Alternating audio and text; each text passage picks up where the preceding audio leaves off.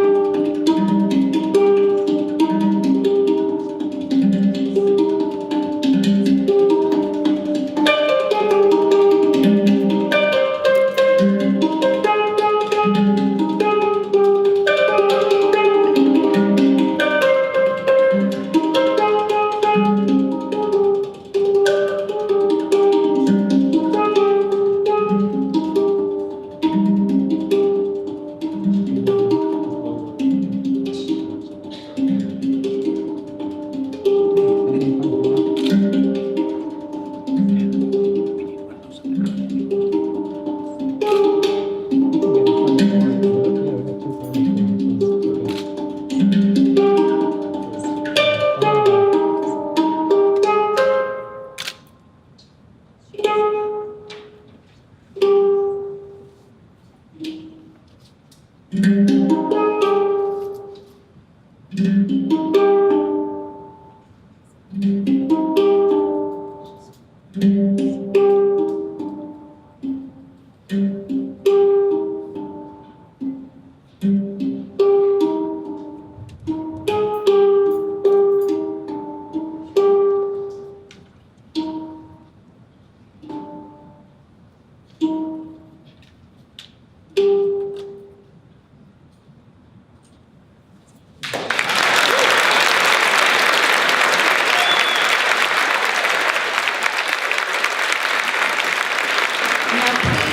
warm welcome to Nicole Anderson, President and CEO of Business for the Arts.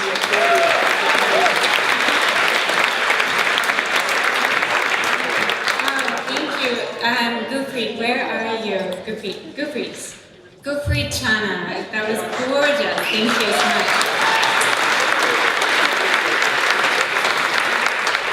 So that was the hung drum, if you didn't know. And it's one of those instruments where when you listen to it, you can't help think of peace. And in this world today, I think that is a very nice feeling to have at this moment. And what's nice about the hung drum is that it's very engineering, and conception is full of global input. So as Gurpreet told me, it's engineered in Switzerland.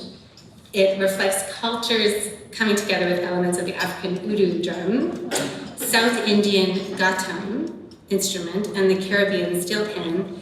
And then the scale, so that sonority, you heard it can have different tonalities. And that one is a Japanese akebono scale. So I thought it was lovely and very evocative of what Gurpreet said to me yesterday, actually, when we hosted a summit with young professionals from across the country in arts and business. Gurpreet was part of a workshop we hosted on co-design and co-creation.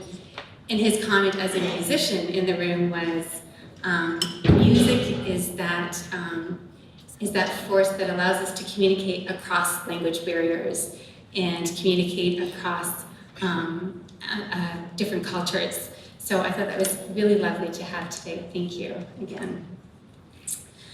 So the summit yesterday was actually quite inspiring, and so much so that I decided to change my comments at this event. It was, again, it was a group of 200 next generation arts and business leaders from across the country that gathered together. And it was a room full of people from different backgrounds, different cultures, but with the commonality, which was a love and a passion for the arts. And it was so inspiring to hear them talk about how with their diversity, there was still that sense of coming together as one. It was sort of like our humdrum moment, I think, yesterday. And so many of you were a part of that. But I wanted to say a special thank you to Raji Ajla.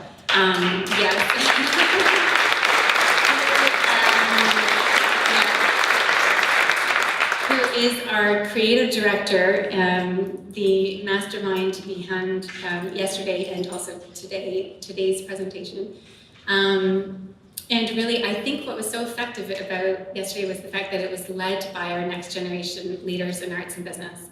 It really was representative of people who are going to come up and be in places of power within our arts institutions. I wanted to mention that Carly Bucket played an enormous role in yesterday, supporting the summit with an incredible ability to distill what the group was trying to do and gather all that input together. To Ben Jane, who is here, he is also incredible. He's a volunteer with us at Business for the Arts, and he's in charge of our Art Scene National Network.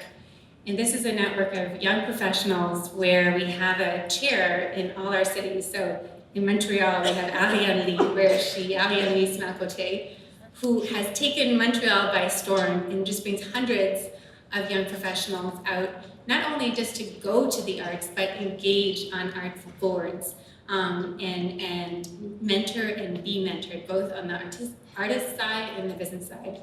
So truly, with the work of this next generation, I am truly inspired. And I just wanted to say, thank you to Sal Vitale, Craig Offman at the Globe and Mail, to RBC, who allowed that to happen yesterday, our team, Anthony, Karan, Rebecca, and Claire, Monica, and Christina.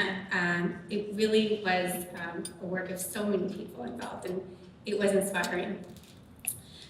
The theme that really came out yesterday, and I think will come out again today, in all of this, was the power of the individual to make change. And yesterday, we talked a lot about that force, that spark that some of us have, in fact, all of us have, but some of us actually listen to and strive towards, which is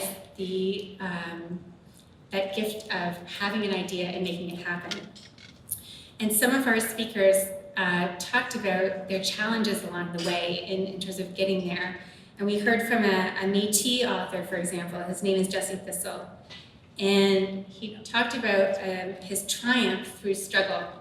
So there he was, this man who has accomplished so much and has written lots of books, and he's a PhD, he's a doctorate, but he talked about his struggle before, which was he suffered from drug addiction, he was homeless, he was on the streets, he ended up in jail, and while he was in a jail cell, he had a moment where he thought, this is not me, this is not who I am, this is not who I'm going to be, and he made that change, and he sought help.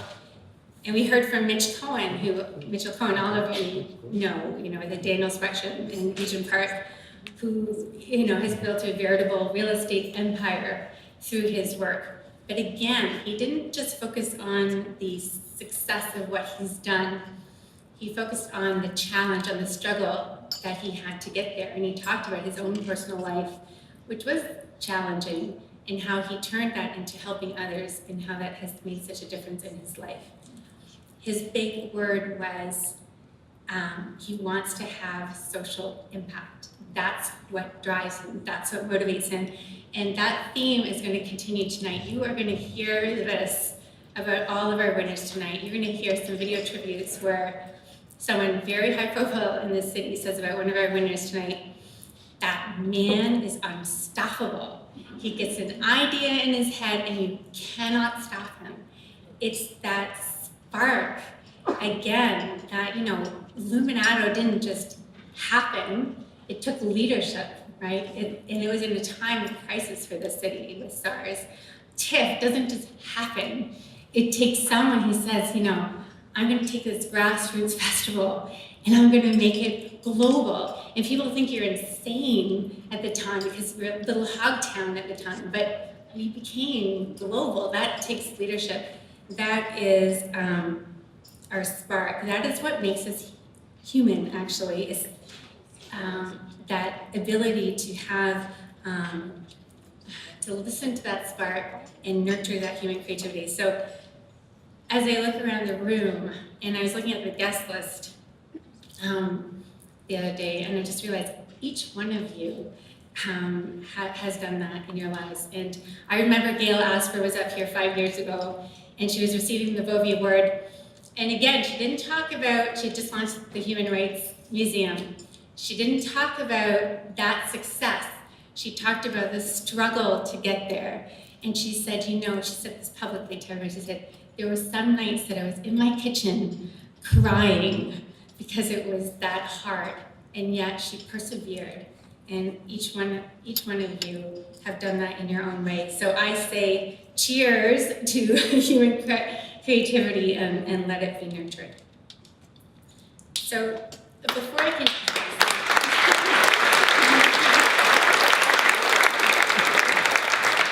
and here's to all of you.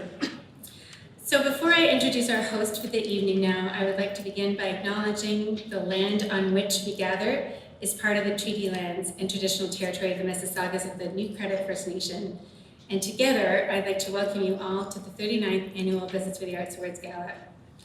A big thank you again to our gala team. This takes effort. Yesterday took huge effort. And with Aida Adinyan, who is working her magic, she's our VP, but she's working her magic on stage production today, to Karan, to Raji, Rebecca, Anthony, Claire, Monica, Scott, Christina, Melissa, Judy, Corinna, Valerie. Even though you're not on our team anymore and AGO stole you, I still think you're on our team. And all of our volunteers for working to make tonight so special. We all really appreciate it. So this evening we are going to recognize some stellar people, and I'm just going to move right on to that part of the program. It's a distinct pleasure for me to introduce you to our MC tonight. We can't talk about Luminato without mentioning the name David Pico. And he can't be with us tonight, but we thought it was very beautiful to have Helen Bernstein host the ceremony this evening. So, currently, her pedigree is incredible. Chair of Waterfront Toronto, Evergreen, and the Walrus Foundation, board member of TIFF, the COC, the Luminato Festival, the Pico Center for Social Impact, which she co-founded. So it's my great honor to welcome you, Helen, to the stage.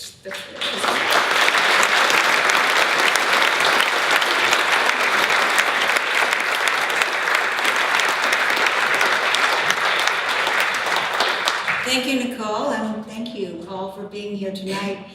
It feels like home here because there are so many people who love the arts, who live for the arts, or let their love of the arts enliven and enrich their lives. So it's great to be among a community of like-minded people. I don't have to tell you all about the transformative power of art. You feel it and you know it, but it does wash away the soul, from the soul, the dust of everyday life. And that's not me, that's Picasso who said that. So we're in for a wonderful treat tonight as we celebrate some of the most important and innovative investments in arts and culture in this city and in this country. Now I'm pleased to welcome Tanya Carnegie, Chief Impact Officer, impact seems to be a theme for tonight, and leader of KPMG, and Business for the Arts board member. And she will introduce our first award of the evening, the Community Impact Award, which recognizes an arts and business partnership that has enhanced the quality of life and enriched the cultural scene in the community. Tanya?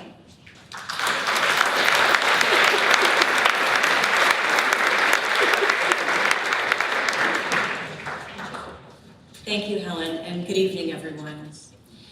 At KPMG, we know the power of collaboration between business and the arts. And on behalf of all my colleagues, I'm incredibly honored to present this year's Community Impact Award and to offer our congratulations to the winner, Pattison Outdoor Advertising, for their collaboration with Vibe Arts.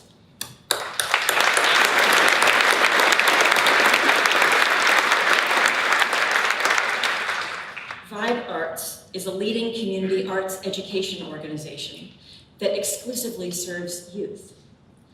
Their outreach programming is delivered free of charge to participants in under-resourced neighborhoods. And through the projects supported and sponsored by Pattison Outdoor Advertising, that enabled Vibe Arts to engage youth from Toronto's neighborhood improvement areas. And many of these programs serve Indigenous, special needs, newcomer, LGBTQ, and street-involved populations, allowing them to connect and reimagine the spaces and the communities that they live in by creating murals that are shared through public transit. Each project has also supported a mentorship program that has enabled emerging artists to be hired into programming and employment that's allowing them to develop their skills further in areas like classroom management and arts facilitation. Never before has original youth-led art been displayed on this scale through the TTC. Buses, subways, streetcars, they were transformed into mobile galleries, enabling this artwork developed by these young people to be displayed not only in their home communities, but all across the city. Vibe Arts and Pattison exemplify partnership between business and the arts. And now I would like to welcome Julie Frost, the Executive and Artistic Director of Vibe Arts, and Bob LaRue from Pattison Outdoor Advertising to the stage to receive their award.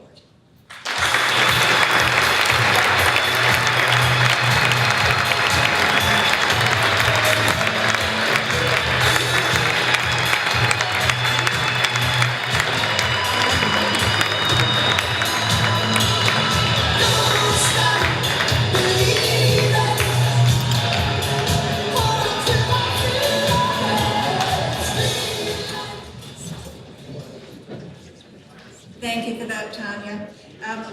Vibe Arts has been an ArtFest participant since 2013. And ArtFest, for those of you who aren't familiar with the program, is a Business for the Arts national flagship initiative that enables arts organizations to form funding partnerships with the business community by providing them with matching incentive funds, in-depth sponsorship training, and mentorship.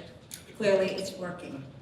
Since 2011, Business for the Arts, in partnership with the Department of Canadian Heritage and provincial and municipal funders and corporate partners, have invested over $6.5 million in matching funds through ArtFest.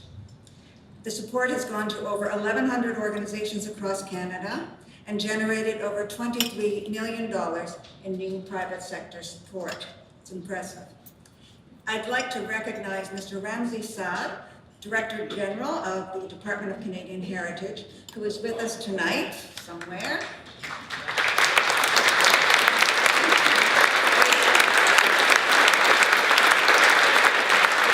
And I'd like to thank you for your support. It's now my pleasure to introduce another familiar face on the art scene, Craig Offman from the Globe and Mail. Craig will present our Corporate Champion of the Arts Award, which recognizes a business in Canada that has demonstrated long-term, sustained commitment to investment in the arts. Craig.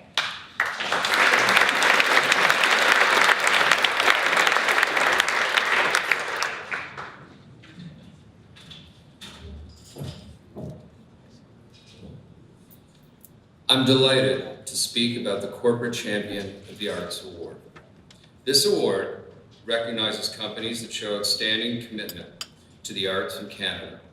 These companies know the extraordinary impact the arts can make in Canadian communities. This year's winner, Air Canada, is without a doubt one of the frontline corporate champions of the arts. It is Canada's largest airline and among the 20 largest airlines in the world. In 2016, Air Canada, together with its Air Canada Express regional partners, carried more than 45 million passengers, offering direct passenger service to more than 200 destinations on 6 continents. The corporation's support of the arts is rooted in its programs. There are countless organizations that have benefited from partnering with Air Canada. They have been the official carrier of the Edmonton Symphony Orchestra since 1997, and over the past 20 years, they have become the official airline for 8 other Canadian orchestras: Symphonie Nova Scotia, Calgary Philharmonic, Orchestre Symphonique de Montréal, Toronto Symphony Orchestra, National Arts Centre Orchestra, Winnipeg Symphony Orchestra, Vancouver Symphony Orchestra, and National Youth Orchestra of Canada. Please join us in welcoming Jacqueline Harkness, Director of Sponsorship, to accept this award.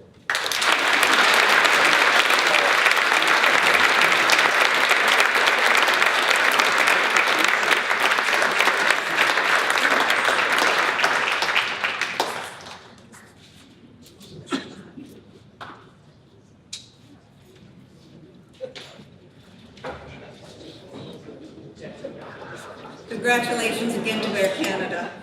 This evening's celebration could not have been possible without the support of our gala sponsors, and we'd like to share with you another remarkable story of business and arts partnership through the incredible investment of Sun Life Financial, our presenting sponsor this evening.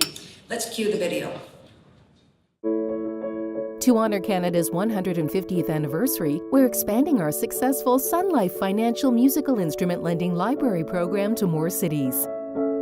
With our donation of 150 instruments and program funding to each library, this initiative allows Canadians to borrow musical instruments from their local library, free of charge. We're delighted to help more Canadians experience and enjoy the positive power of music. Life's brighter under the sun. Sun Life Financial.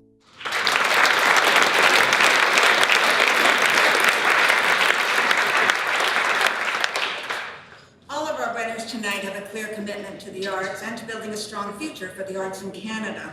Our next award acknowledges exceptional leadership from our future leaders in the arts. And I'm delighted to welcome someone who represents this next generation of philanthropy in the arts, Carly Baquetz. Carly is the Executive Director of the Baquetz Family Foundation and will present our Arnold Edinburgh Award. Please welcome Carly to the stage.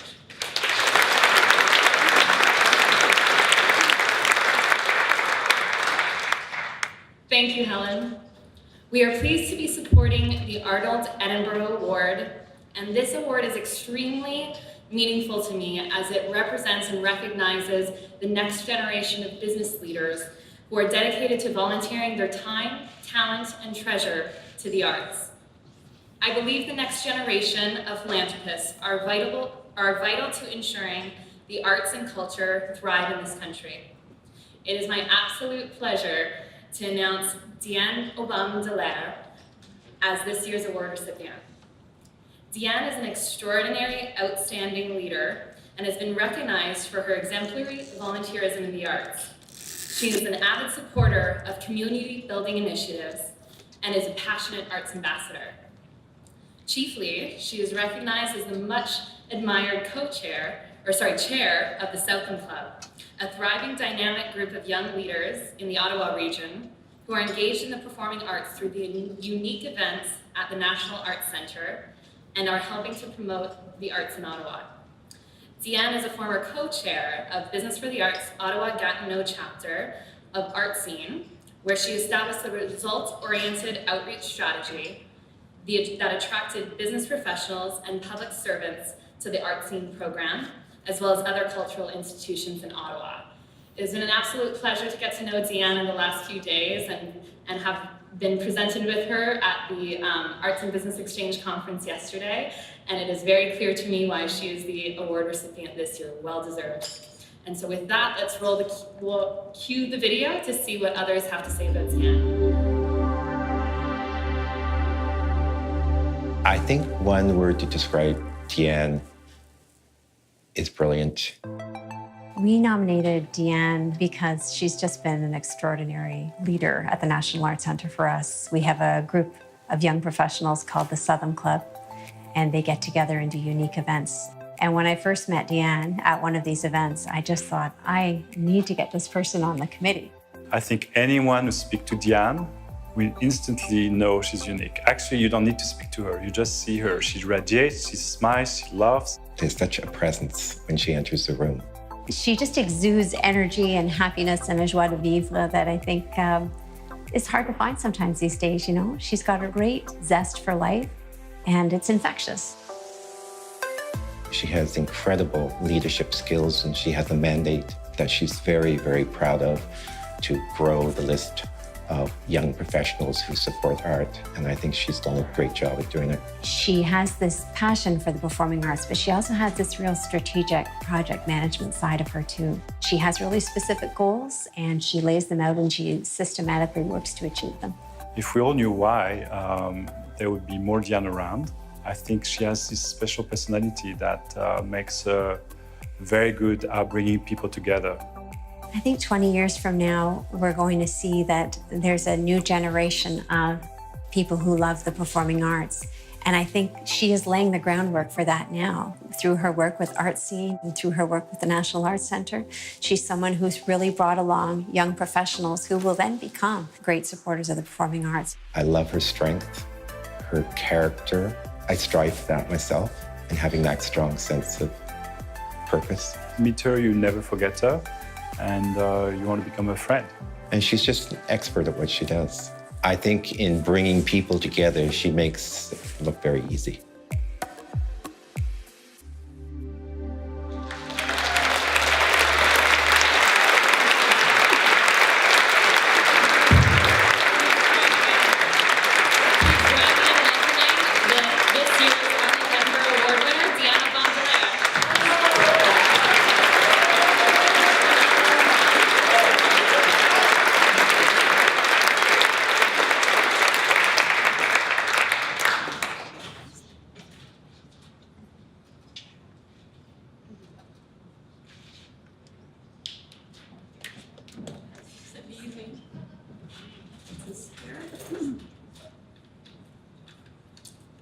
Mesdames et messieurs, distingués invités, bonsoir. Je suis très honorée d'être la récipiendaire du prix Arnold Edinburgh. It's a great feeling to be here on this stage and to be nominated alongside Tony Galliano and Piers Henley. It's such an honor to know that the National Arts Center and the Southern Club put my name forward for this award. Thank you to Michael and Karen Bucket Family Foundation for sponsoring this award. I applaud you, Carly, for your leadership and your desire to see community being built through the arts. Bravo. Being a volunteer has been one of the most rewarding experiences of my life. I was 10 years old when I first organized my first arts event. That's right. At that time, I lived in Yaoundé, a bustling city in Cameroon, where I'm originally from. So that day, I told my mom, because we're new in the city, I told my mom, Maman, nous sommes nouveaux dans la ville. Je devrais organiser une kermesse, une soirée pour encourager les jeunes du quartier à être nos amis. So my mom said, tu es sûre? J'ai dit, oui maman, I think we should have something because we're new and we need to gather people together. So I remember writing the ads on my mom's typewriter at her office. I plastered them everywhere in the neighborhood. Of course, she came back home and told me, Diane, I saw a few typos. I was 10. So the party was a great success. So I invited my neighborhood friends. We had music, singing, dance, and other performance. Further to that, after that party, I really felt a sense of belonging, and I was really proud to have brought the community together and my friends. When I was a teen, my family and I moved to Washington, D.C., and my commitment to community building continued through my involvement with organizations such as Save the Children. 14 years ago, I left Washington and moved to Canada as an international student, and I eventually chose to become a Canadian citizen. In Canada, I joined Business for the Arts through the Board of Arts in Ottawa, and later the NSC Southern Club. And many of you please a big round of applause for the NSC Southern Club, my colleagues over here.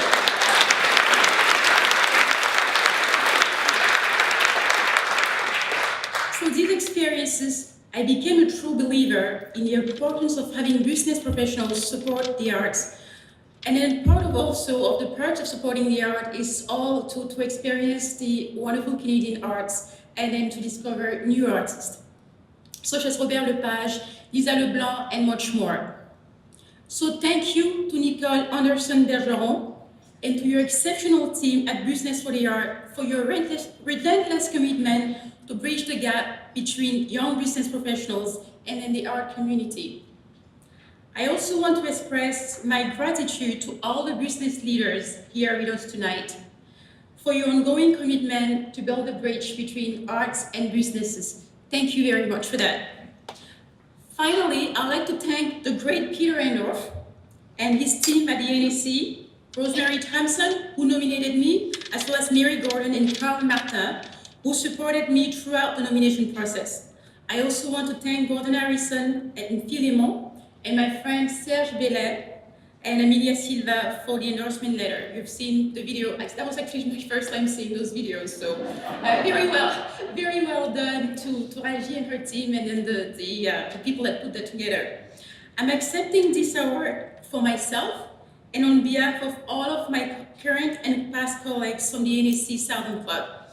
When you accept an award, it's not just the work of one person, but it's the work of a whole team. I also like to acknowledge the wonderful support of all of my friends and to my sister Sonia Lucia, who flew from Washington. So she flew to be with me, but also to make sure that she and I will have an Instagram perfect picture.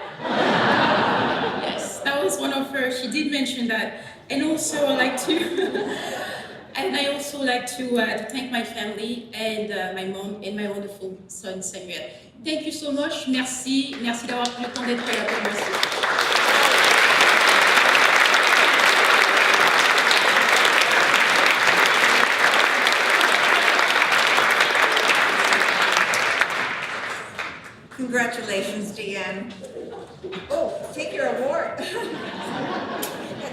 that behind. You join a long line of outstanding Arnold Award recipients, including our now Minister of Culture, the Honorable Melanie Joly, also Stephen Delaney, Irfan Raji, and 3 Arnold alumni who are with us this evening, Jan Frederick Jesneski, Simon Foster, and Marcello Cabezas. It's now our pleasure to introduce the National Arts Center's very special performance. It's a tribute to Deanne. And these outstanding young violinists you're about to listen to are both alumni of the National Arts Center's Young Artists Program. It's a program that the Southern Club and Deanne, as its chair, have supported. Please welcome Nikki and Timothy Chui. I hope I have that right, to perform Charaste Navarra for 2 violins, Opus 33.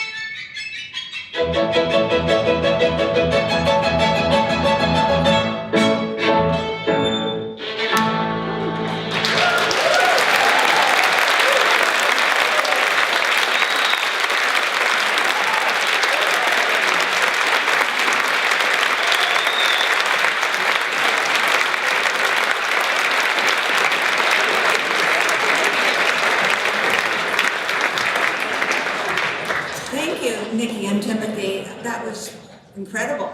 And I think I'm used to seeing violin played sitting down, but I think the two of you standing and playing, adds a lot of expressiveness to the sound and to the experience. That was just beautiful. Thank you. So now you're going to get a break. It's time to have some dinner, enjoy the company of everyone at your tables, enjoy the wonderful meal prepared by the master chef here at the AGO, and then when we come back, while you're enjoying your dinners and one another's company, you will have some light piano music performed by the talented Brianne Meyer. So enjoy that as well, and we'll return with our final presentations of the Herrendorf and Bogey Awards afterwards.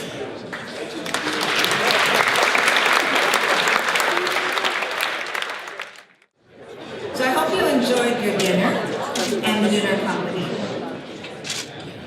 A few years ago, together with Anne Mendesetto of Burgundy Asset Management, Business for the Arts launched an award called the Peter Herrendorf Leadership Award and presented that award to Peter himself.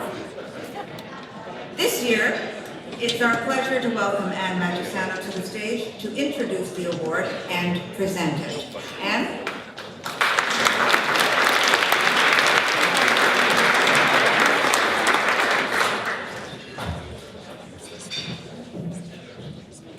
Well, good evening, and thank you, Helen. I can tell you that all of us at Burgundy are delighted to be part of this award. We truly believe that the arts are vital to creating healthy and vibrant communities, and we are truly committed to investing in Canada's creative talent. Peter Herrendorf has inspired generations through his decades of leadership in the arts. I do want to mention that Peter is joining us tonight, and maybe he can raise his hand.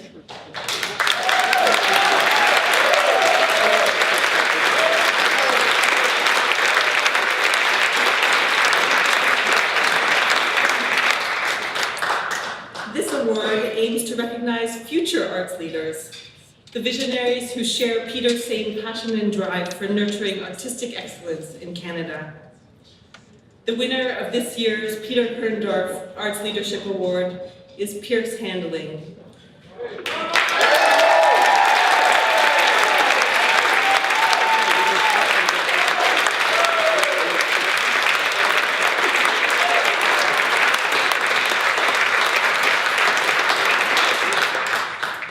And I want to share, I studied art history and film studies at the University of Toronto. And of course, the beginning of the university school year was in September, which coincided perfectly with TIFF. And as my friends and I went to TIFF and skipped all of our classes, it really was the sight of Pierce that made us catch our breath.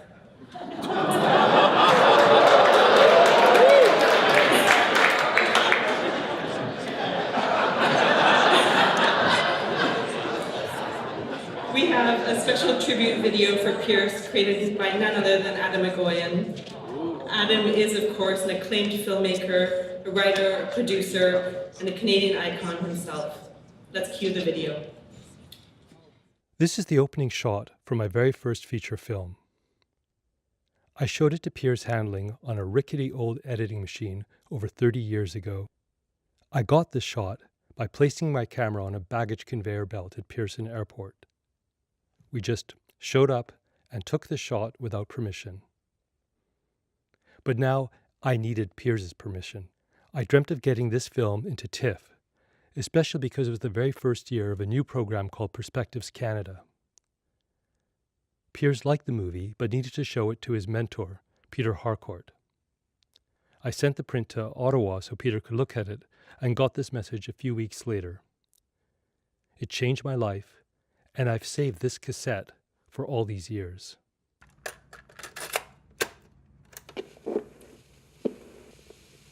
Peter Harcourt, very much like your film, and it will be on the next bus back to Toronto. Sorry about the delay, but I could only get the table this afternoon. I hope we can get it to the program. Bye-bye.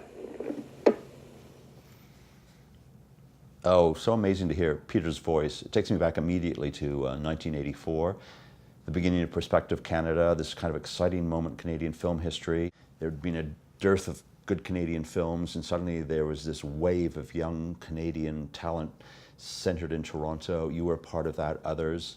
Everyone thought we were crazy, that the cinemas were going to be empty, and of course they were packed, they were full. It was an incredible moment for the festival and for me personally, because I believed so much in Canadian cinema and in the filmmakers. And of course, you know, my relationship with so many key Canadian filmmakers started there. The other thing I've kept for many years is a jar of dirt. It was given to me as a memento of another huge event, the groundbreaking for TIFF Bell Lightbox. On this jar, it reads, "Transforming the way people see the world." Adam, it's incredible you kept this. 10 years ago, April 23, 2007. So this is Earth from our groundbreaking. And if we wanted to create a home with Perspective Canada, which we did for Canadian filmmakers, this of course was the other part, the extension of that dream, to actually create a physical space, not just for Canadian filmmakers who I love and adore, and I think it's so important we show their work, but also for international cinema and for audiences to connect with this work. I mean, I had a transformational experience when I was at university with Godard and a couple of films, and the building is about transforming the way people see the world through film. And so this is, in a jar, the very beginning of that aspirational dream to bring people together into a temple of cinema where people could just enjoy and love and learn about film. I have never been as nervous as that day when I showed Piers these opening shots on a beat-up old machine in a hot and muggy editing room. Thank you, Piers. Thank you for your passion, your intelligence, your impeccable taste, and your friendship. Adam.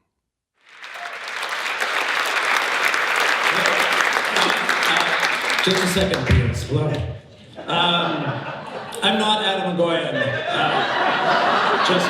Just to be clear, I'm not, despite what it says in your program, I'm not acclaimed filmmaker, Adam McGoyan, Canadian icon. Adam couldn't be here tonight. There was a death in his family, so he asked me to fill in for him. So just to be clear, I'm not Adam McGoyan.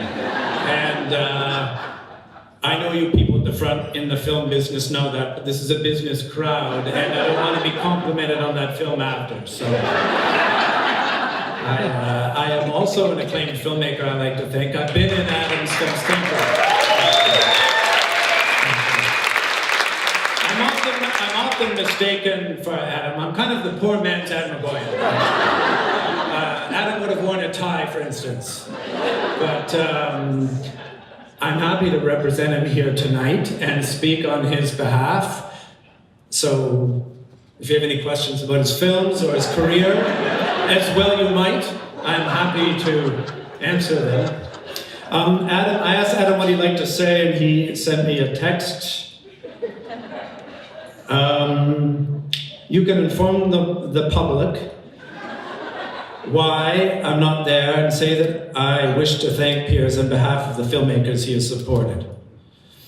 So I'm glad I looked that up. I wouldn't have thought of that myself. But thankfully he sent me that text.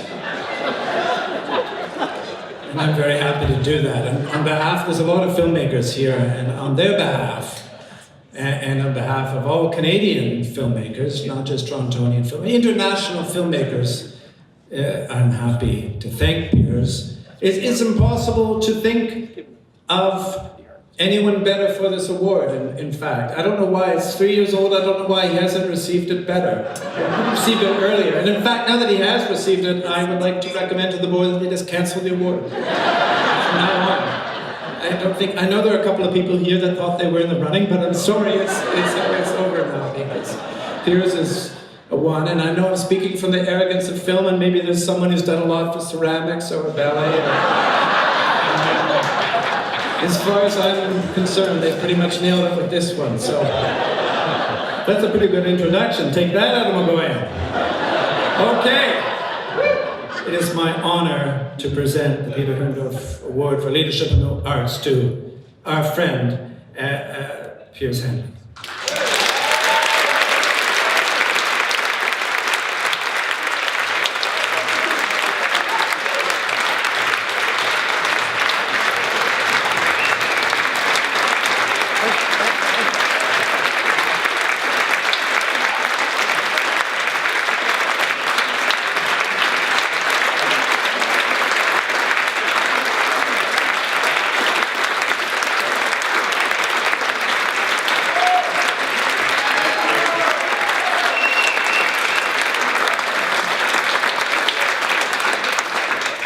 Thank you so much.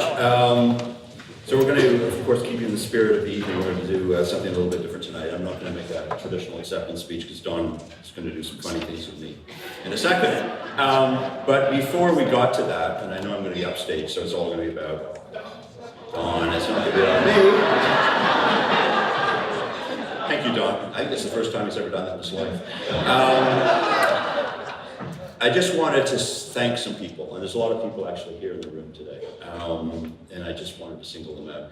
Because of course it's so nice to stand on this stage and get the award and be singled out, but as everyone knows in the arts, it's not about the person on top, it's about everyone you work with, who you collaborate with, and I have worked with some of the best people in the world, I absolutely have. So a big thank you to Adam, who could not be here tonight for that video. It's so special, and I love the fact that it was so different and so personal.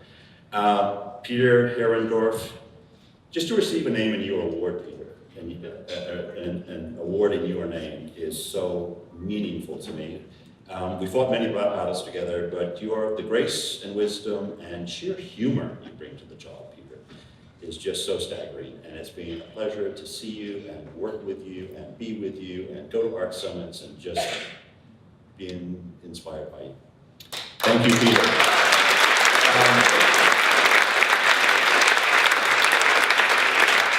Another inspirational person, Jim Fleck, phoned me and told me about the award. I thought he was pulling my leg, but Jim, Nicole Anderson from the Business of the Arts, thank you. I was nominated by some wonderful people, Lisa DeWilde, Jennifer Torrey, and David Cronenberg, so thank you to them.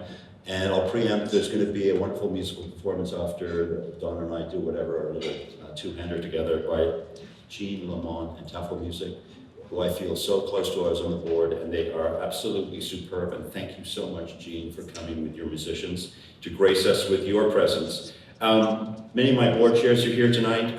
Former board chairs, Brendan Calder, Alan Karp and his wife Sharon. Paul Atkinson could not be here, he's in Mexico. Lisa DeWilde is here, and of course my present board chair, Jennifer Torrey. Thank you so much, Jennifer. You guys have all been men and women have been so supportive of me over the years, and you know the special relationship between board chairs and CEOs, so thank you. Many people from the film community, and they are so important to me, the filmmakers, Jennifer Bashwal, Patricia Rozema, Mr. McKellar, of course producers too, Robert Lantos and David Hamilton. It's not just the filmmakers, it's also the film artists. These are the people that have enriched my life, and made TIFF what it is, actually. My colleagues, many colleagues are here from past and present festivals: Anne McKenzie, Nuria Bronfman, Barb Hirschenhorn, Party Barb, Doug Ellison, Maxine Bailey, Diana Sanchez, Laurie Wilcox, the indefatigable Laurie Wilcox, who raised so much money for our capital campaign. There would be no building without you, Laurie. Peter Roberts over there, the logistical genius who made our festival the best run, most efficient festival in the world. And I heard that from somebody from the Berlin Film Festival, so I trusted them. Two of my closest friends and colleagues, Wayne Clarkson and Helga Stephenson, who ran this festival.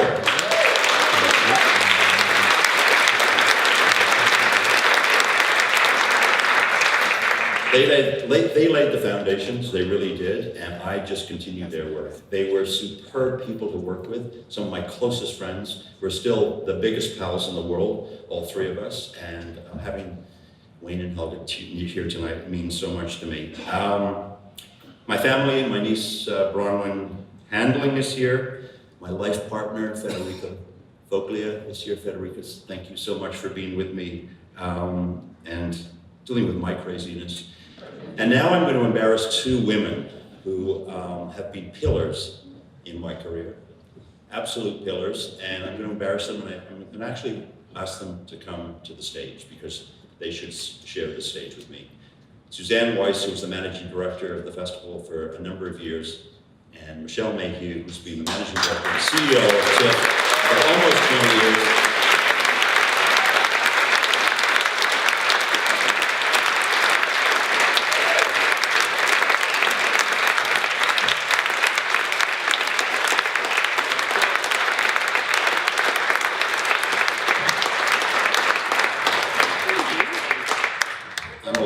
This is partially my evening. So, We'll kill you later. thank you so much.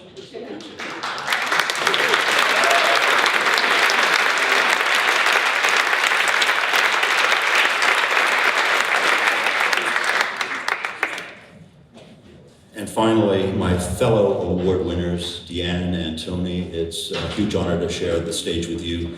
Tony and I and David and a whole bunch of other arts leaders hatched the plan for Illuminato many, many, many years ago. It's fun to be in on that. And Deanne, clearly the NAC is in good hands with you, and hopefully you will spread your magic wand over the arts and continue to do so. So now I think we're going to go into a little bit of a different moment. There's none other than Don McKellar. I'm prepared to play second fiddle. No, yeah, they asked me to interview you. That's what they're setting up for now. So we're going to talk. We're going to sit down and we're going to talk about your management style. Because it's, you know, they asked me to interview and I thought at first, that's fantastic because he's just announced his retirement and finally I can be honest with him. Because I've just directed the film and it won't matter, he won't have any input on it, and I don't have to ingratiate myself to him. Careful, Don, I'm around for another year. That's what I heard, so it's going to be a different interview. But I do want to talk about your management style because that's, I think that the crowd would be interested. I think as one of the things that's exceptional about the Toronto Festival is it's different from other festivals. Often these festival directors, the CEOs, have this kind of flamboyant, charismatic, and you've assiduously removed all traces of charisma from your personality. No, what I mean is that kind of empresarial personality is not really what made it. It's not a sort of... I followed Helga, by the way. Helga was, you know, it was a hard act to live up to. So I just decided to... So how did it... So what did it do to management? It was sort of more the Cary Grant style, I thought. That was the, sort of, you know, my role model in terms of being the festival director. Is that true? Where did it come from? How did you even... An arts organization, did you ever feel responsible for I mean, the festival has a lot of power of dictating the art form from the inside. Yeah, I think Wayne and I wanted to really intervene. We really wanted to have impact. And we wanted to sing, I think we both had the arrogance of thinking we had great taste and we could actually make a difference in terms of singling people So out. that was part of the reason why I got into it, for taste reasons, so that you could change? No, I didn't. I was trained as a historian. I thought I was going to be a military historian. I fell in love with film at Queen's. I saw a couple of films that changed my life. And then Wayne and I met my first job, and Wayne was in the job and or at that organization, so he and I met, and we saw world cinema together, and it was fantastic. Every lunch we would actually look at a reel of a movie, because we had this phenomenal collection of films, and we would get through a feature film in 3 lunches. And that was the way plus we were seeing films every evening. I mean, it was like a drug, actually. It was a drug. Wayne and I had to see a film a day, and we did. That was our education. But didn't you feel, often people ask the question, if you work in the arts, doesn't it take away your love of you've always were a cinephile, doesn't it? Completely. 100%. Surely, working all these years with these people. No, actually, the most stimulating thing is, yeah, I know. Well, as you noticed, I moved away from programming Canadian cinema.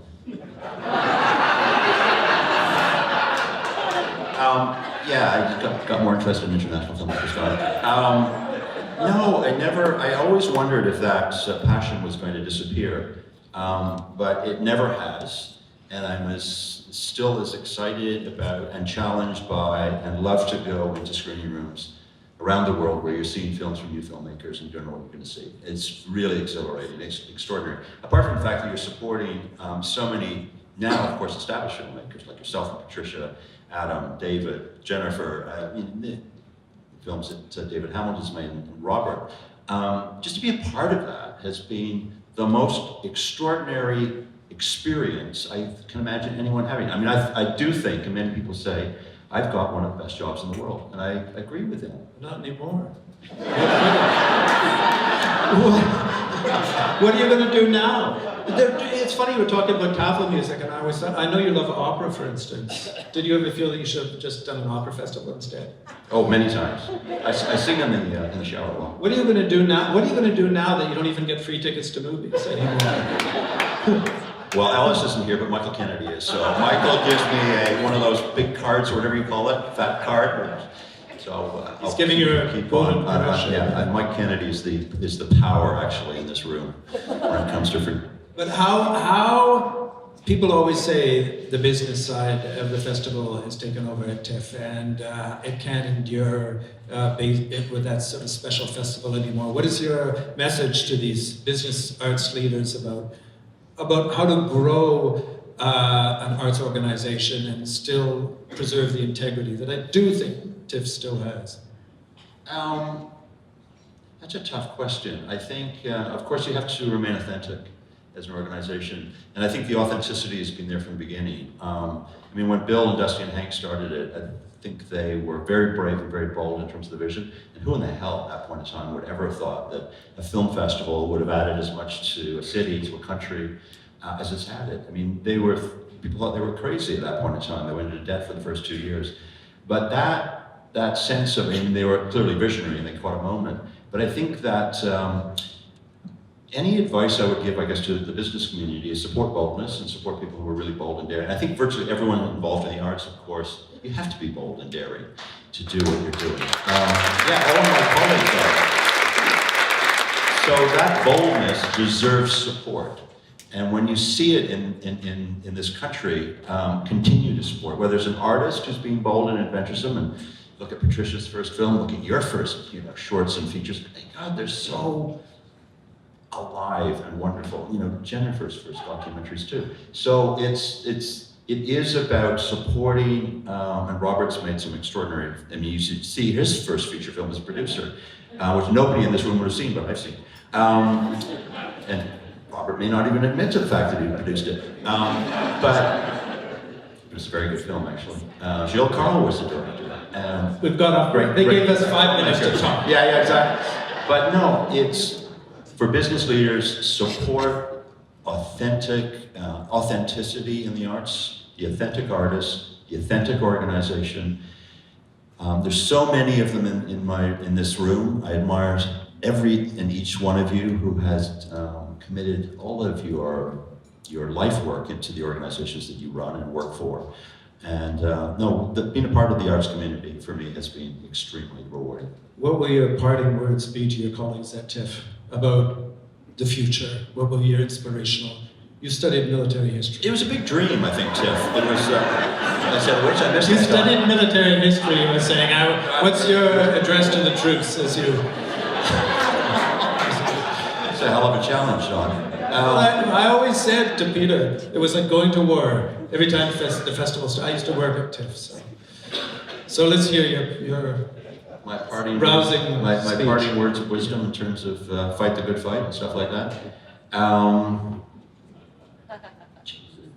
put you on the spot now. It's dream large, go big or go home, I think Bill said, and I believe in that very much. I think Canadians should be really assertive and not timid about playing on the world stage.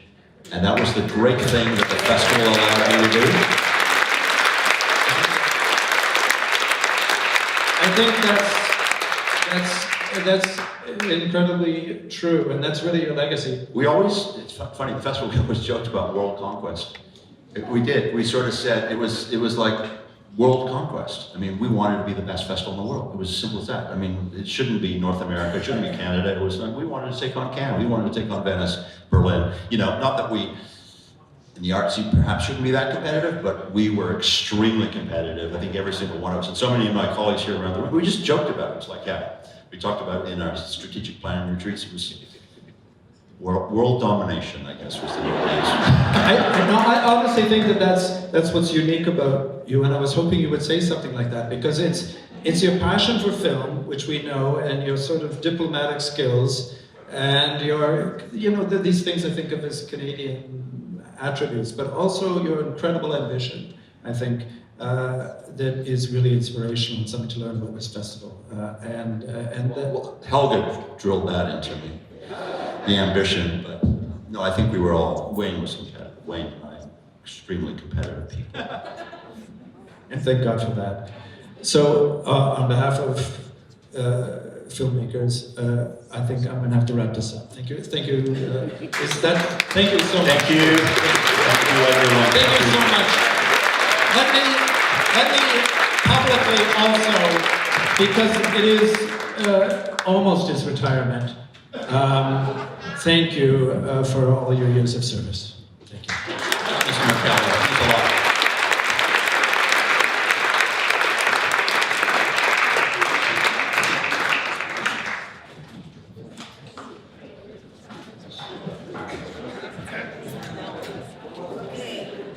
I've got somebody's notes up here, but I think they've been used already, so I'll use my own notes. Congratulations, Piers, and thank you, Piers and Don. That was really fun. I got a lot out of that. Bold, adventurous, go big, you did. World conquest and domination. I mean, there's a lot of military history in that. Thank you very much. And now we're in for something that's not exactly world domination, but it's going to be lovely. It's a very special performance tribute. Please welcome musician extraordinaire Jean Lemon to perform the aria Sopra la Bergamasca by Marco Uccellini with Lucas Harris on guitar and lute and Emily Ng on violin.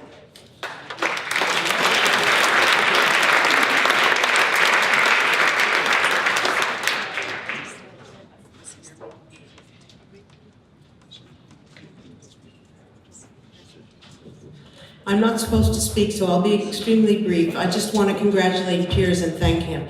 With this ensemble, Emily Ng and myself and Lucas Harris, we are representing Taupo Music, and Taupo Music has so much gratitude, and we're so indebted to Piers.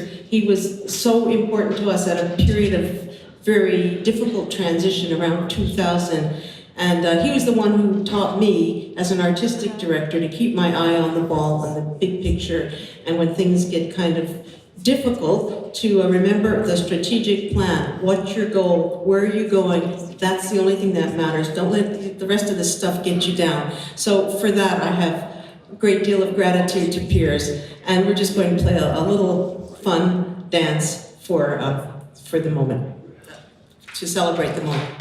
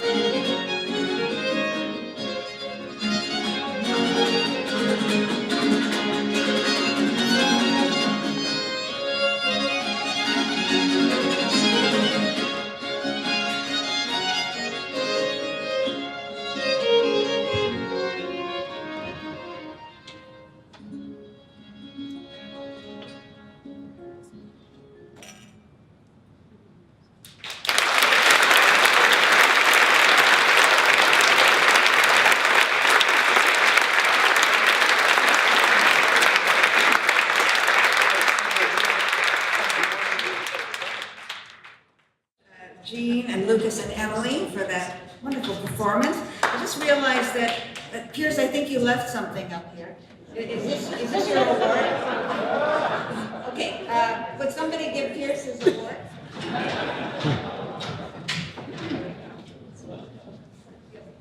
Here he is. Okay. And now we're in, oh, wait a second, no, we did that already. Okay, and now our final award of the evening. Please welcome to the stage the Chairman of Business for the Arts, Jim Fleck, and we'll take this.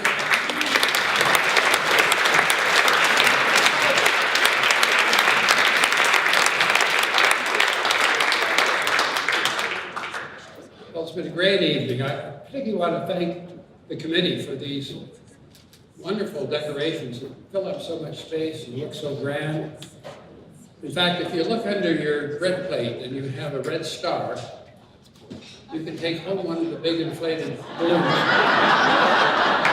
But I suggest don't put it in your car. It's better to pull it down. That's the good news.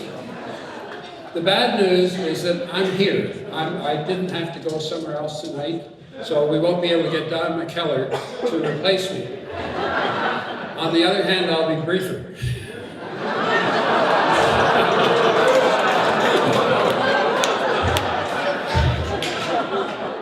Now we're at the point where we present the Bovie Award. It's named after our founder, and back in 1974, he got together 100 business folks and said, we've got to do more to support the arts.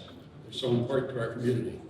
And so this number of years later, 43, I believe, we are where we are tonight. And I think you'll agree this is an organization that has had a tremendous impact. One of the things as a business person I've really liked about it is the model. The model, as you may know, is that we go to an arts organization, say, if you have a project that you want to do, go and find a business that will sponsor it. And the funding goes $1 from the federal government, $1 from the local government, $2 from the business. So government gets a 1 in 4 multiplier, and they like that. Business likes that, government likes that. We always worry about government spending too much money. This is where they're spending only 25% and getting a great return. So we're very fortunate tonight in having an honoree that has had a tremendous impact on Canada, both heading up Luminato and then heading up the Art Gallery of Ontario. Tony Galliano is a name that is so well respected. He is our winner, of course, tonight.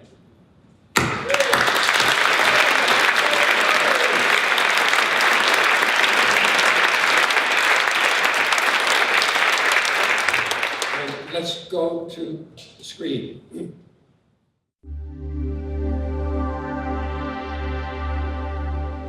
Tony is one word. Are you kidding me? Tony Galliano is simply unstoppable.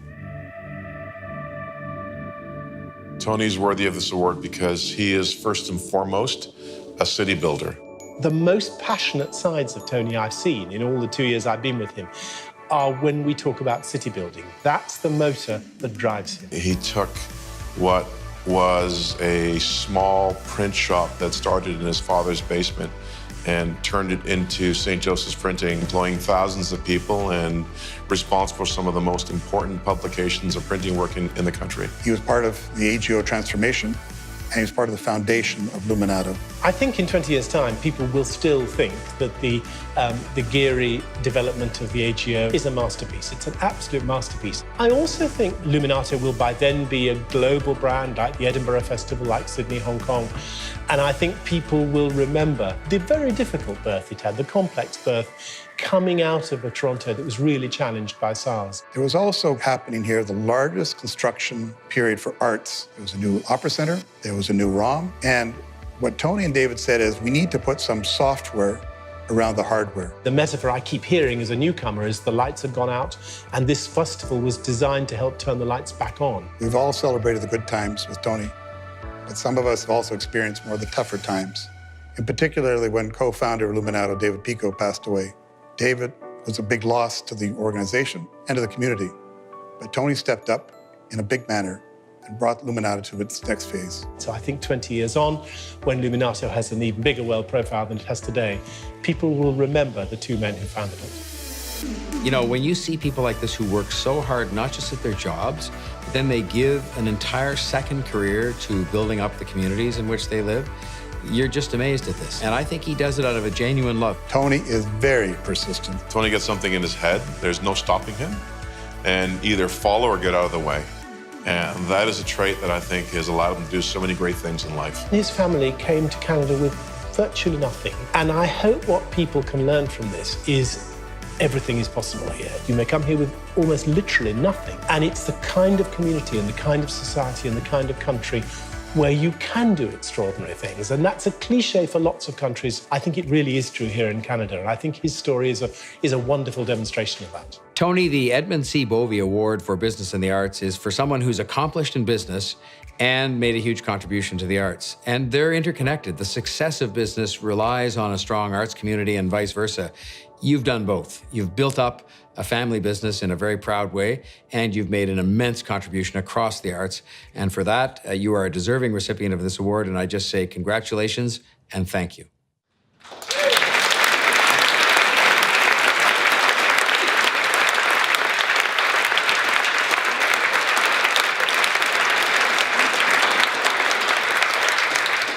Just as I hope Tony is working his way up here so that we can present it to him, I would also like to say that focus particularly on the Luminato side of what Tony has done. The other thing that he did at the AGO when he was chair, when he was president, I should say, is he got 12 Italian families, well, more than that, 26. See, I have trouble counting. 26 Italian families who each give a significant sum of money that formed the Galleria Italia. And they did it with pride. These were, he said, honor your country of birth, in most cases Italy, honor your country of adoption and your country where you're now working, which was Canada.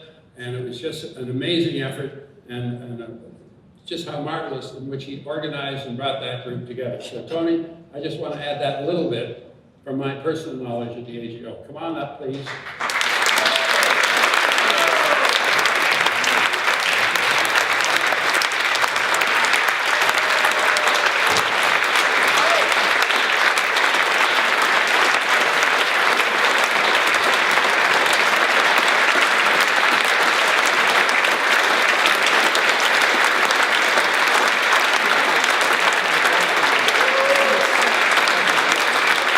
Just before Tony gives his remarks, you may have wondered what this is.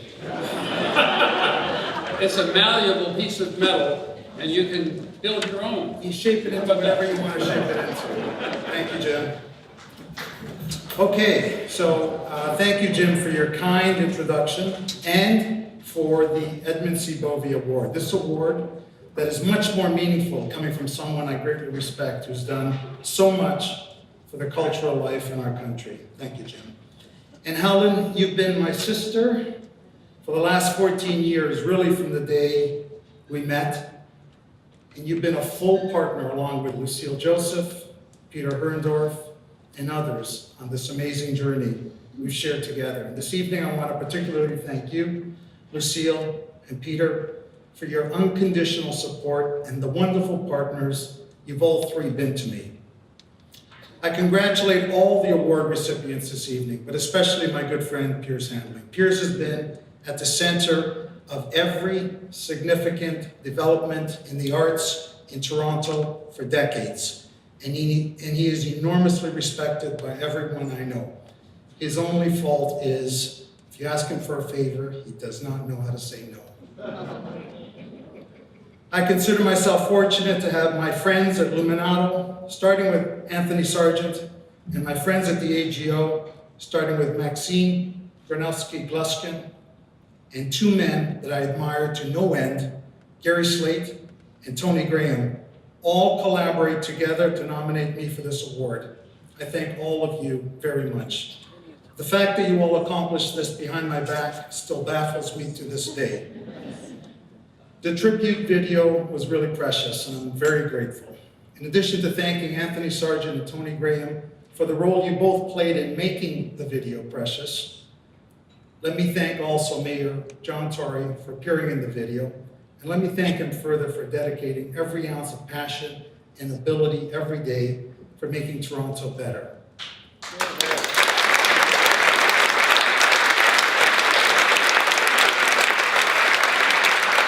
I'd also like to thank my dear friend Joe Natale for appearing in the video. I met Joe about 15 years ago, and you cannot ask in life for a more loyal friend. Joe has that rarest of gifts. He's one of the most accomplished business leaders in our country, and he combines that with the ability to make everyone he comes into contact with feel better about themselves. Thank you, Joe.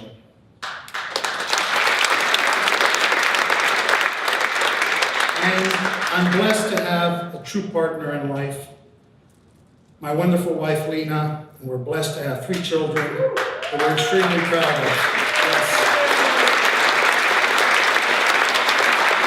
3 children we're extremely proud of, Michael, Anthony, and Krista. They're all 3 amazing and beautiful in every way you can imagine. I consider myself fortunate, and I really do thank God every day for my family. They mean everything to me. Now I'm going to tell you a little story. My father, Gaetano Gagliano, and my mother, Giuseppina, were born in a very poor farming town in Sicily. My father tried everything possible to build a successful life for his family. Being a farmer in southern Italy is difficult at the best of times. Being a farmer in southern Italy during wartime is impossible. My parents decided to leave their beloved birth country to immigrate to Canada in search of a better life for their family. Canada in 1954 was full of promise. My father found work laying railroad track for CP Rail the day after he arrived. My parents would lay down roots in Toronto and would have 10 children in total. I'm the 7th of 10 children, and I was born in Toronto. Growing up, my father would tell me, if you want a successful life, work to make your community successful. Don't just leave it to government and business, he would say. We, the people, the everyday, ordinary people, have the most important role in making our city extraordinary. And he was true to his word. He founded St. Joseph Communications 62 years ago, a year after he immigrated, and his first principle was that 10% of the company's profit every year and forever, without fail, would go to trying to make Toronto extraordinary.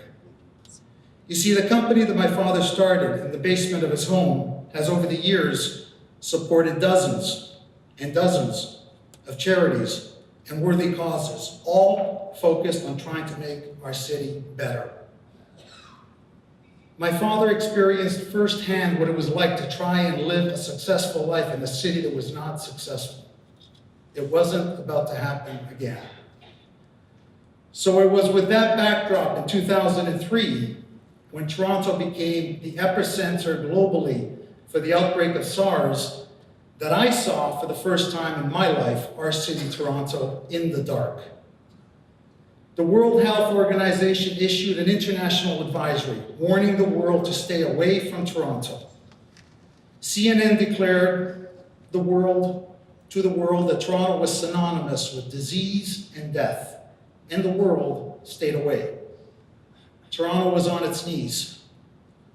Approximately 100,000 people lost their jobs in the tourism industry.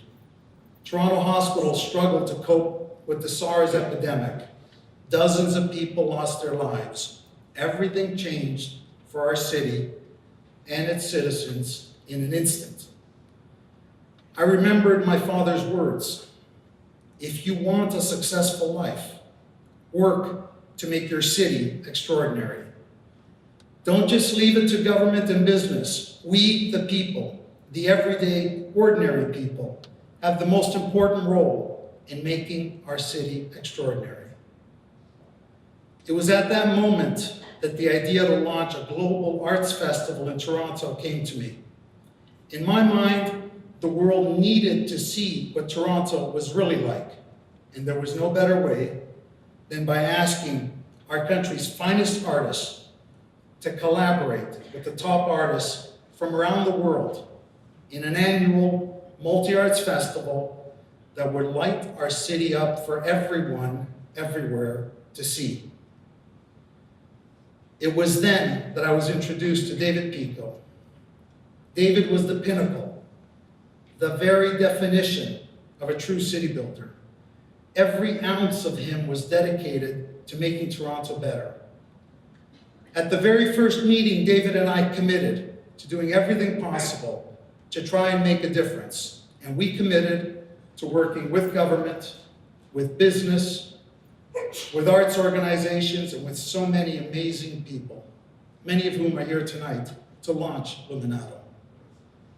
Now, over the last 14 years, since SARS almost devastated our city, we've witnessed jaw-dropping development in Toronto. Try as you might to rationally explain it, it's difficult. Why do we have more than 200 cranes building high-rise towers throughout our city at this very moment? More than in any other city in North America.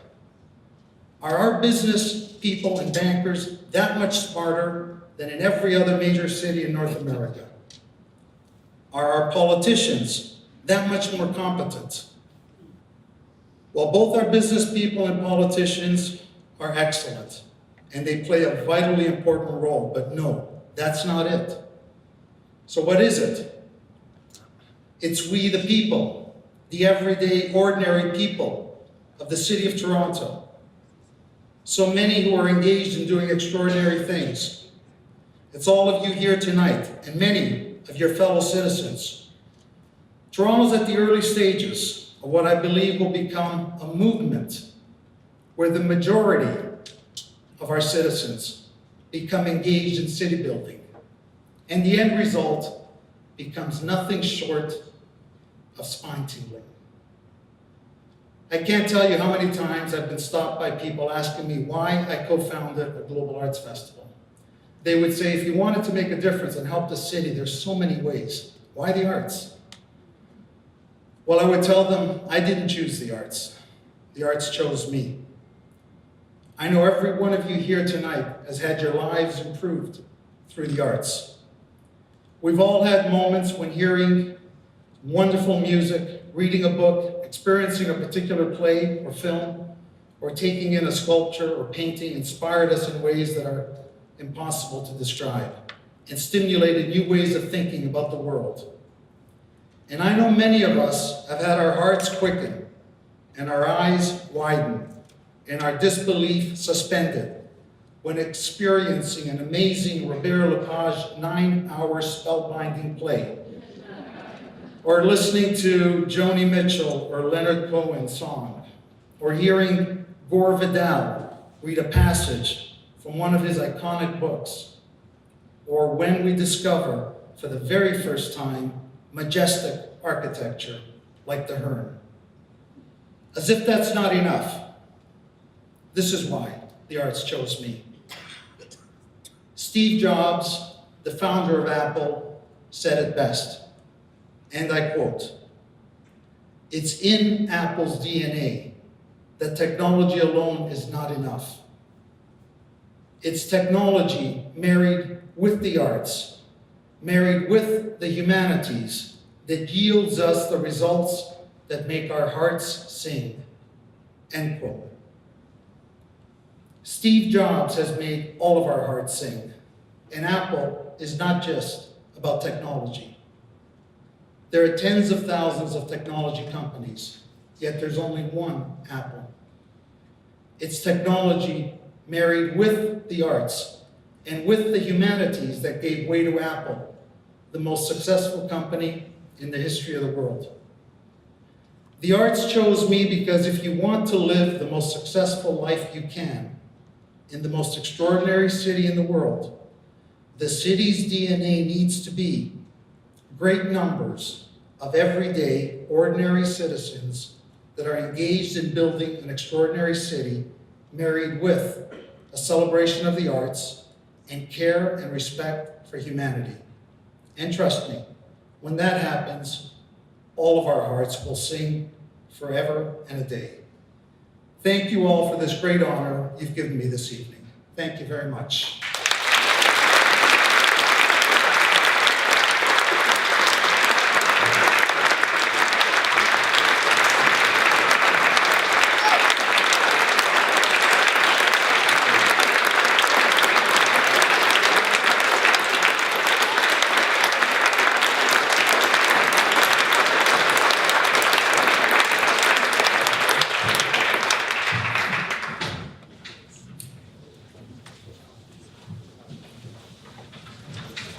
Congratulations again, Tony, and thank you for your leadership in the arts and in city building and in so many other things. You made an enormous and lasting impact on our cultural and economic life in Canada. It's my pleasure now to welcome the Consul General of Italy, Giuseppe Pastorelli, to the stage for congratulatory remarks to Tony on behalf of the Government of Italy and the introduction of a very special Italian tribute performance.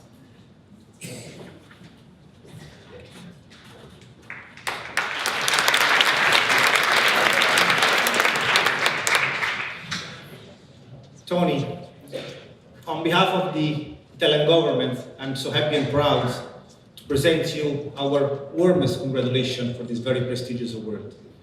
As it has been said in the video and in your remarks, Tony has always been a very inspired entrepreneur, a visionary supporter of the arts, and a true community builder.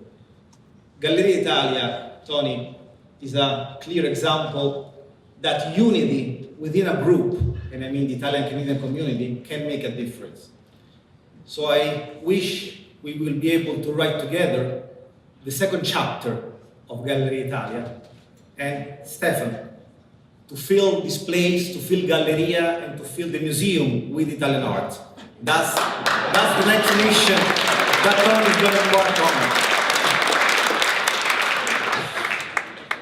Now I have news to share with you.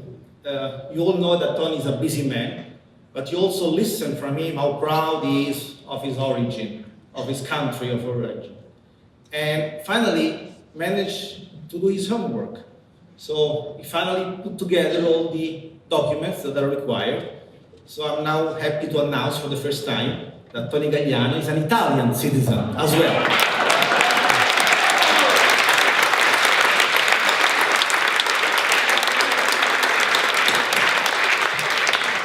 And I may add, because he told me, now I'm sharing the secret, Tony, that's thanks to his children that it actually happened. So I thank you guys.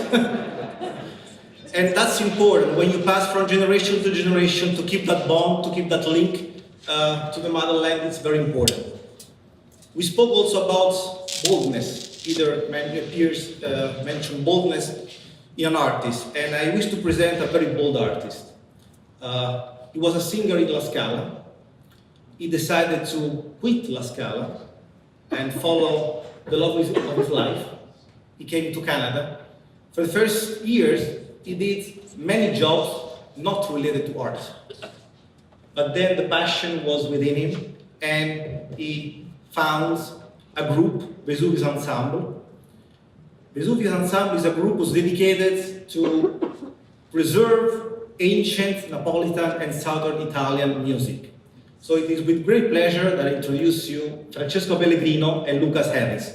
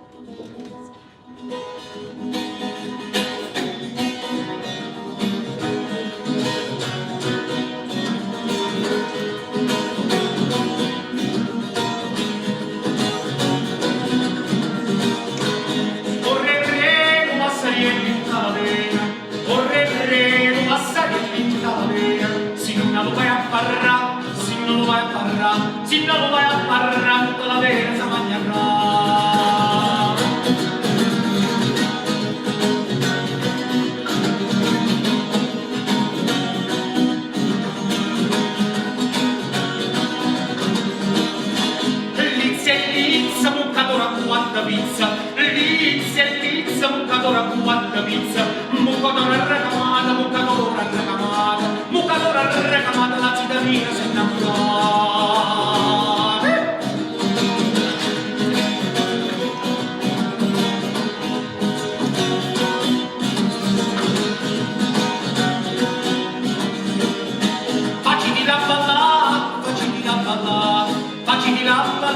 Sti guagliuna, tengo la tarantella, tengo la tarantella, tengo la tarantella sotto la vita, tengo la tarantella, tengo la tarantella, tengo la tarantella, uè sotto la vita.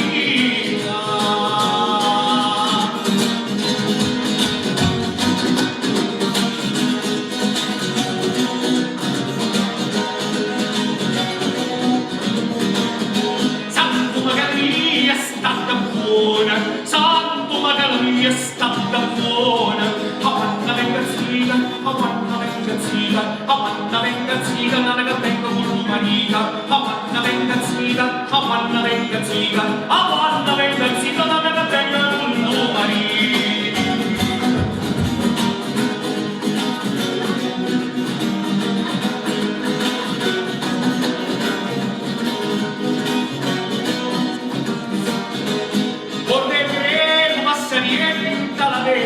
Correre, massari e linta la vena, sinna lo vai a parra, sinna lo vai a parra, sinna lo vai a parra, la vena sa mangiarra, sinna lo vai a parra, sinna lo vai a parra, sinna lo vai a parra, la vena sa mangiarra, sinna lo vai a parra, sinna lo vai a parra, sinna lo vai a parra, la vena sa mangiarra.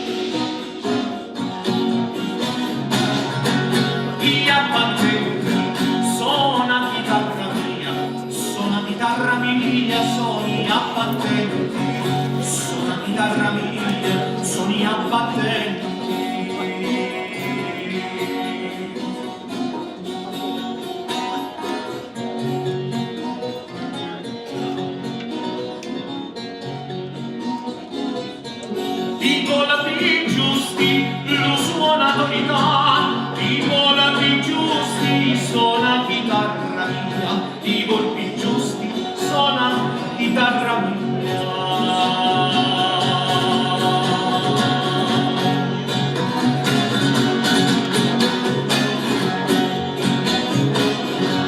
Ruspiti dallo suono, non più dormire, ruspiti dallo suono, non più dormire, e non ci dormi quando, e non ci dormi quando, e non ci dormi quando c'avi mare.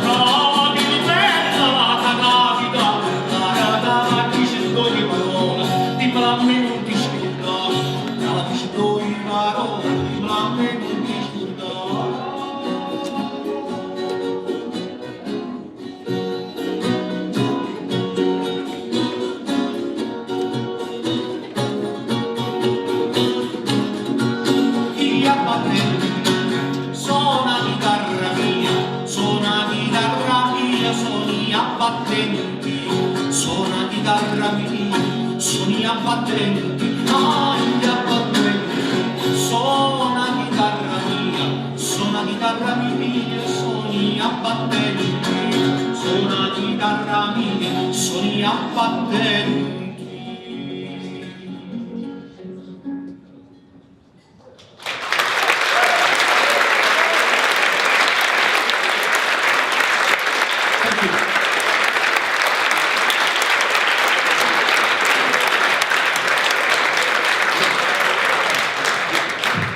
Thank you so much, Francesco and Lucas, and the Italian Consulate for a very moving and uniquely Italian tribute to our Bovie winner. Tony, I'm sure your partner in the creation of Luminato and your brother in spirit is watching you receive this award with great pride. And now, in honor of our very distinguished Bovie Award winner, and to close our evening of celebrations, please welcome to the stage an outstanding musical talent, an extraordinary singer, songwriter, multi-instrumentalist, and producer, Royal Wood.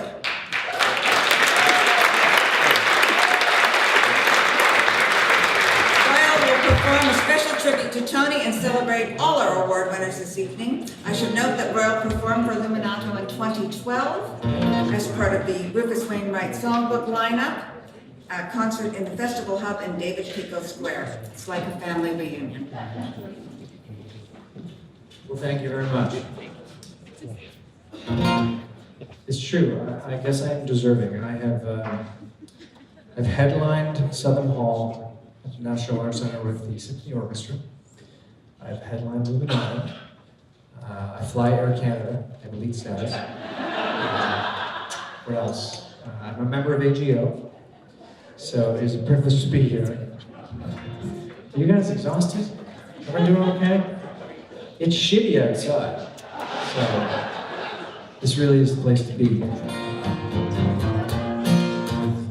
Here's what I want to do to finish this all off, because I figured you guys were excited to be here in the moment, was I would get a sing-along. That's how I was going to finish the night off. I feel like I just lost 85% of this audience. I got the photographers on my side. That's good. These lyrics are very, very easy, guys. You just have to sing hey, hey, hey. And then the other words are forever and ever and ever. I could be poetic and say this is in regards to the arts and the funding of the arts, and may we all benefit from it forever. But this is actually a love song. So these are the words. Hey, hey, hey, forever and ever and ever. I'm gonna give you one tip. This usually helps. Singing is about sexual confidence. The rest is really, really up to you. Okay, so I'm gonna sing the chorus once. We can practice it together. It goes like this. Hey, hey, hey. Hey, hey, hey. Hey, hey, hey. Forever and ever and ever. Forever and ever and ever. So that's your part. Let's try this together. 1, 2. 1, 2, 3, 4. Hey. No one wants to get laid at all. Hey! A little louder, come on. Hey! There's balloons and everything. Forever and ever and ever. Forever and ever and ever. I'm gonna practice this one more time. Because the weather is shitty. Here we go.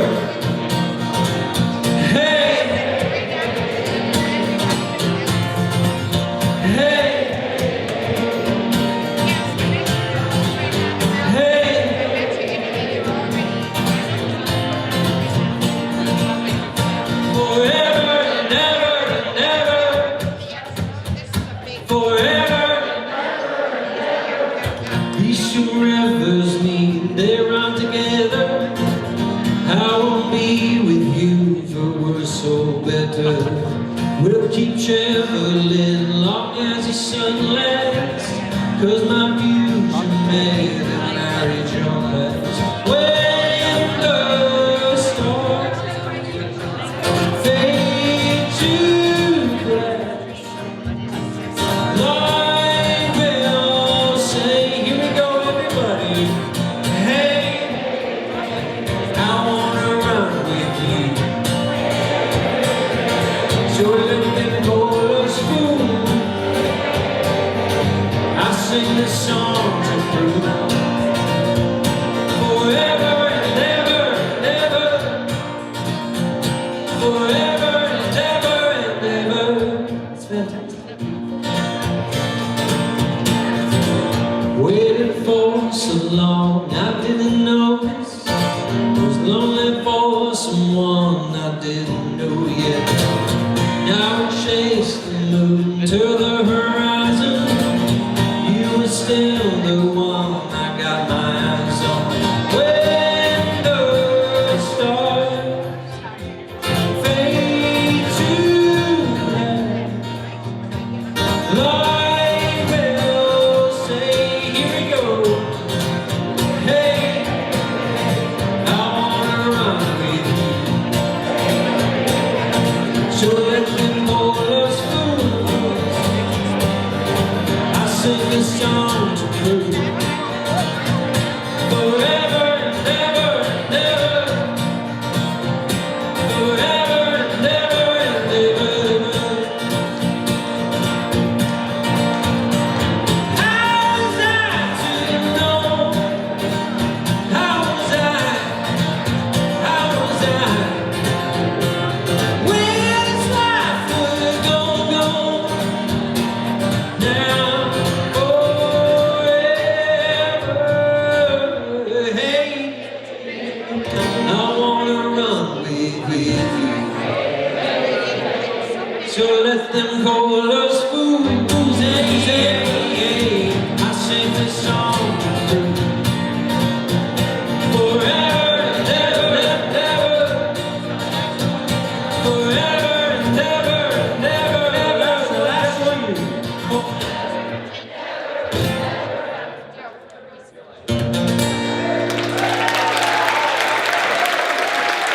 Thank you so much. Enjoy your dessert. Get home safe.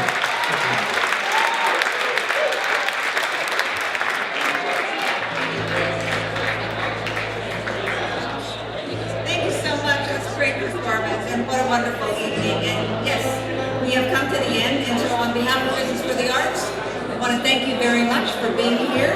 Congratulations again to our award winners. There's dessert. Stay and enjoy.